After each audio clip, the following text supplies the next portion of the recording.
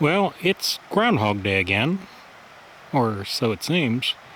I'm back down here at the Elk River Wildlife Management Area on the right fork of the Holly River. I don't know if you can see the little low water bridge through the trees there. We're at a place called Robinson Run. Gonna metal detect an old farm site. It's really growed up. But we're gonna do a little bit different type of metal detecting first. There's an old well right here. Stone line well.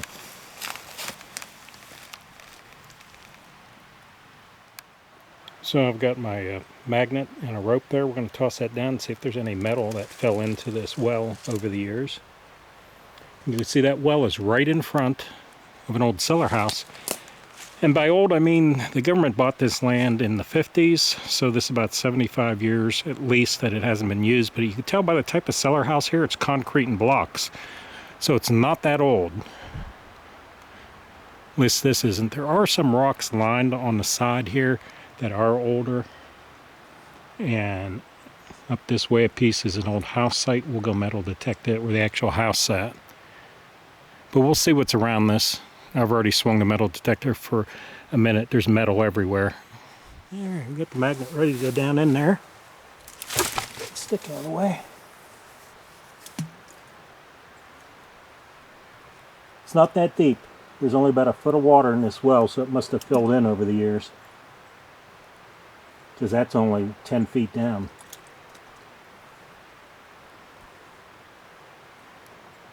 I'm not feeling anything grab it here.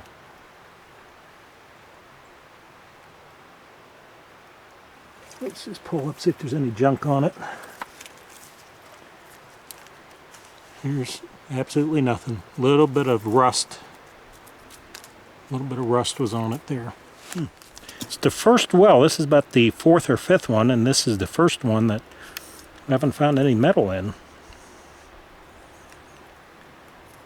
You know, it's round, except it's got a square opening at the top here. But the stones are round the further down you go here. It's amazing how they dug that, lined it with stones. Nope, I don't feel anything. So we kind of struck out here magnet fishing. Let's see. Yeah, there's nothing this time. Now, right around the well, I found these things. Pretty quick, the first 10 minutes. This, again, is one of those porcelain glass-lined canning jar lids. Porcelain is there so the food wouldn't be spoiled by the metal tin. Of course, there's all types of junk metal. Then, look at this little file here. That's it so far. I'm getting hits everywhere I swing the metal detector. And again, you can see I'm just right next to the old cellar house. We're going to move over to the house site. I have this on coin mode. That's really what I want to find. And if you can make it out down there, that's the swinging bridge that you cross to get over to this other side from the roadside State Route 15. Used to be a decent low water bridge there, but floods have destroyed it, broke it down.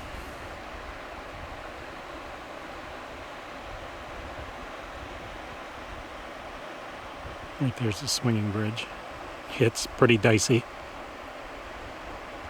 And right above the low water bridge is this really beautiful little water. It's too bad there's no real fish in it. Yes, there's some, but not like what you might expect in a deep hole like this. It goes way up there. And we're going to do two things. We have finished over there at that cellar house and well. Since we're on this side, we're going to metal detect around the old house foundation. And then we're going to go back on that side, kind of up against the hill there, but in the field, because that's where the old railroad grade was, West Virginia Midland. That operated from about 1900 to late 1920s. Then I think logging railroads took it over, maybe ran another 5 to 10 years at most before all the tracks were pulled up in the late 30s, early 40s. So this right fork of Holly River. You see the dark shadow back in there. That is the old house foundation. We're going to go metal detect around. So next thing you'll see is maybe whatever I found either inside the foundation or around the edges. I just spent about a half hour metal detecting around here. It's really difficult. If anyone's metal detected in the woods or where it's grown back up, you're dealing with a lot of roots. And of course in an old house site, tons of metal everywhere. In the front yard here, inside.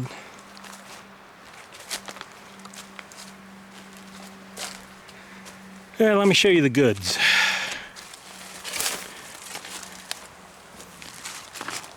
Looks like the bottom of some type of metal pot, like porcelain pot. Then some type of canning lid that actually, I can't read it.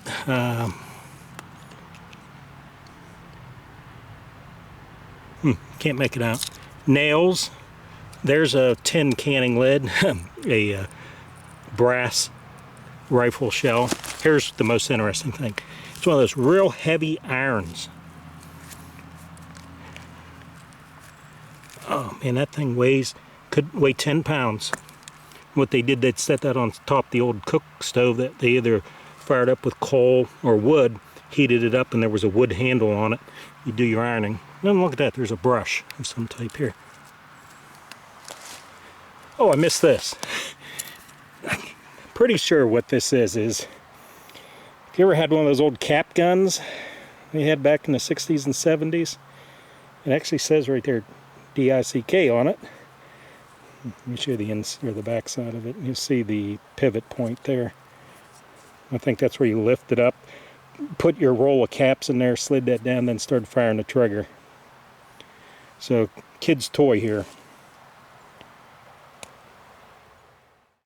I was right about that part that came off a toy cap gun. It's actually a vintage 1940s Hubley, a toy cap gun that they named a Dick.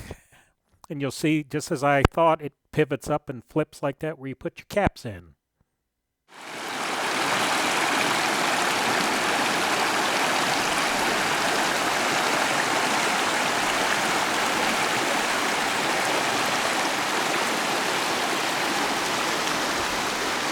This is that long, deep hole of water in front of the cellar house and the house foundation that we metal detected at.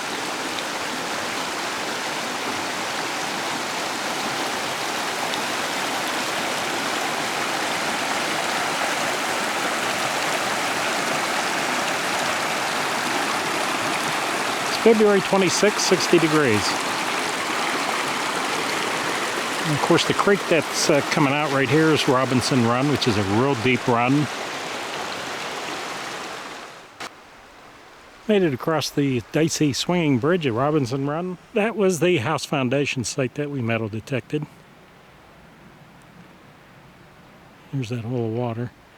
So we made it over to this field. And I'm going to try to confirm where the railroad grade was. Map shows it on this side.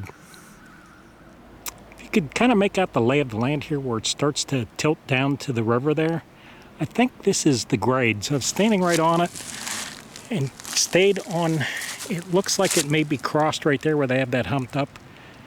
And very first swing, just to show you how quick this is.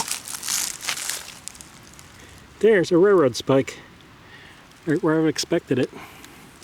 So we'll put that back in the ground. I have hundreds of those at my house. So I'm going to continue to go towards that hump and just see how much further I have to go till I find another relic of the railroad. Now where the end of my metal detecting bag is sitting there, that's where I dug up that first spike. And it took me all of about 30 seconds to make it. 6 feet here. And of course another spike. It's kind of odd they pulled up the rails to recycle them, you know, to melt the metal down.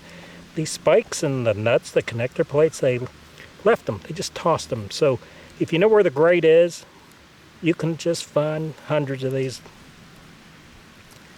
So I'm not going to do any more. I just wanted to confirm that. I am going to look at it's either a 1908, 1915 map of this area to see what it shows about, you know, that house over there that we filmed and metal detected at. You know, right here at the mouth of Robinson Run. It seems to me there may have been a house over here. Or two, I don't know. It'd be interesting to know that. I'd come back and metal detect these sites too. But this hump in the ground right here. It's the kind of the edge of the railroad grade. Comes across this field. And most of the spikes are about 2 to 4 inches under the ground. You know, this was probably plowed at one time because you notice the government keeps the grass cut here. I think they might have planted corn way back when they first got it, let farmers do that. So I'm going to look at the map and see if it crossed right here at the mouth of Robinson Run, the railroad that is, or whether it went further down that way. Okay, here's a 1908 map that shows where I was metal detecting at Robinson Run, and the arrow points to the house site. Across the river there, you'll see where the railroad tracks are, where I metal detected found the spikes. The railroad stays on the other side of the river. It doesn't cross at Robinson Run like I might have thought.